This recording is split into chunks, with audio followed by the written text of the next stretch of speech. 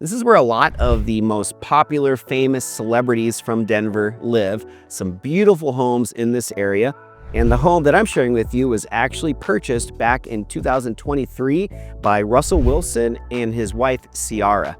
Ciara is a famous singer, and Russell Wilson was actually hired to be the Denver Broncos quarterback a few years back before he did not do very good. He was kind of a bust. The reason I wanted to share this house with you is because it actually set a record for being the most expensive home to ever be sold in Denver.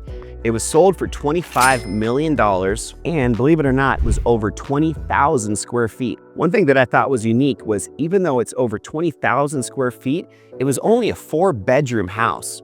However, it did have 12 bathrooms. It also has a basketball court, indoor pool, a guest apartment, and it sits on over 5 acres. If you want to look it up online, its address is 10 Cherry Hills Park Drive. And again, that's in Cherry Hills, which is slightly to the south and a little bit to the west of downtown Denver. If you guys are Denver Broncos fans like you know I am, I was not that happy with the pick of having Russell Wilson be our next quarterback, so I was glad to see him leave.